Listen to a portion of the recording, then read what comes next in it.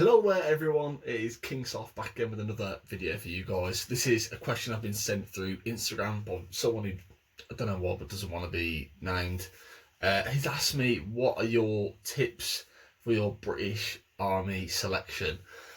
I did mine a couple of years back, so I'm just I had to literally go back to my old, I write down a lot of stuff when I'm going through life anyway.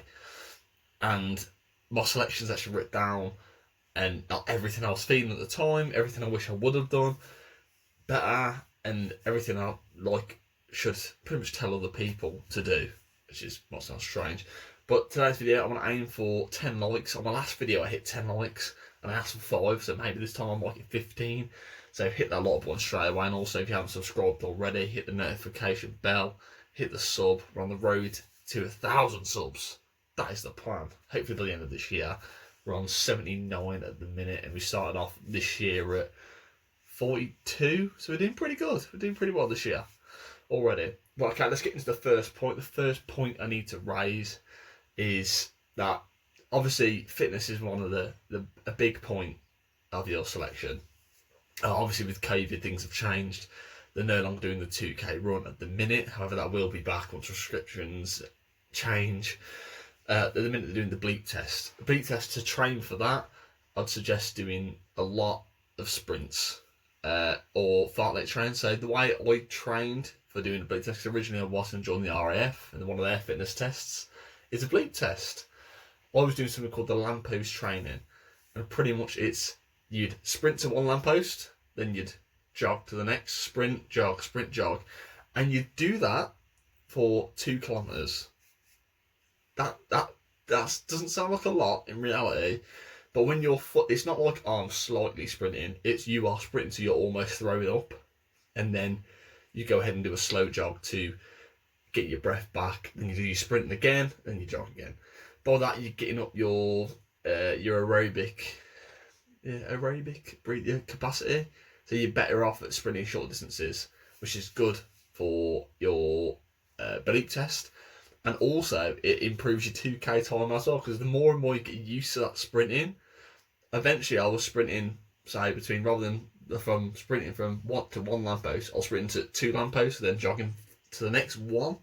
So you can make up different schedules throughout that. But as long as you run over the 2K, or just on the 2K, you should definitely improve for your bleep test. The other stuff for your jerry can carry, power bag lift, which, to be honest, aren't that hard.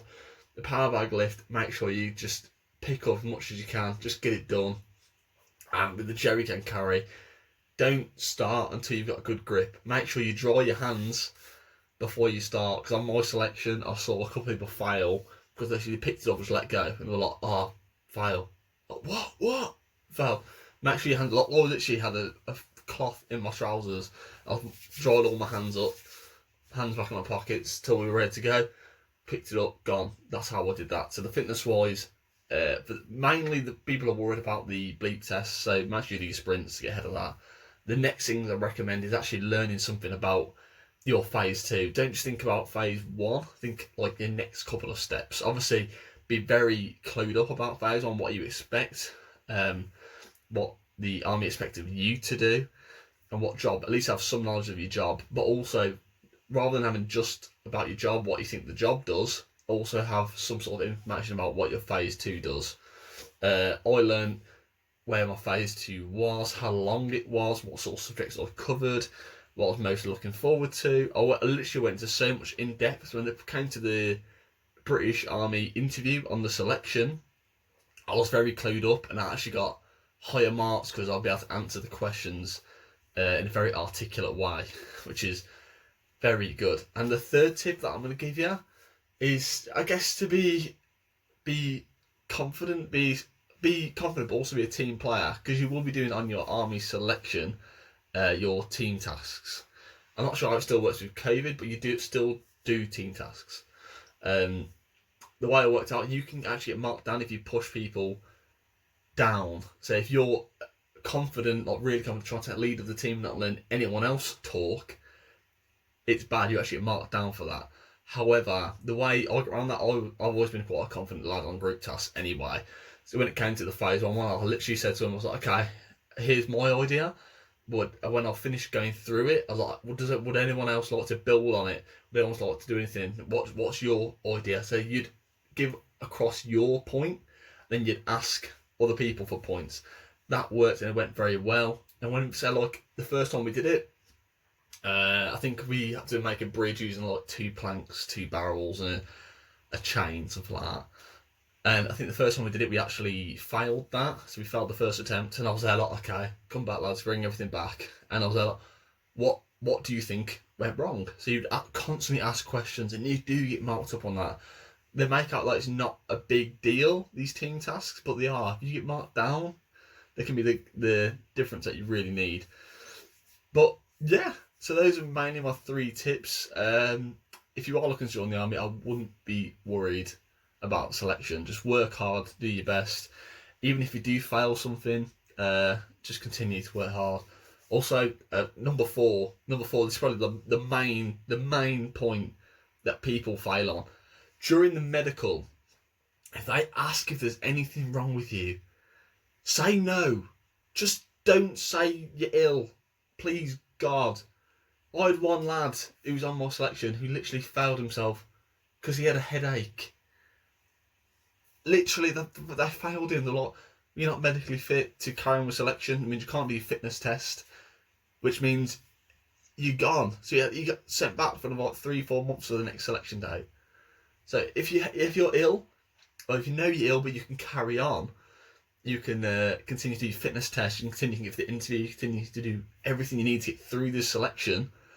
And it's not actually aimed at, like me, I ripped the ligaments in my a ligament in my ankle, and on the day of my medical and on the day of my fitness, I had makeup around my ankle because I knew I could still run in it, but it looked really bad.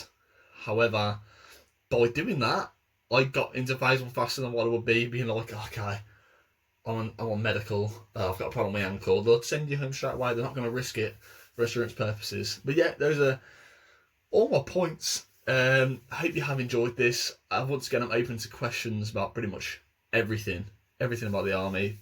Phase 1, your assessment. I'm going to do a couple of videos on the technical selection test. I know a couple of people have already messaged me about that.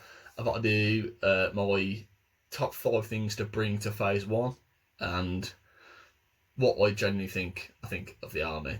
But yeah, hope you have all enjoyed the video. It's been King Sloth. I'm a esports player for the Royal Signals now, which is madness. The season starts next month, and I hope you all have an amazing weekend. This is going up on the Friday rather than the Thursday. Like, comment, subscribe, road to 1,000. See you all soon.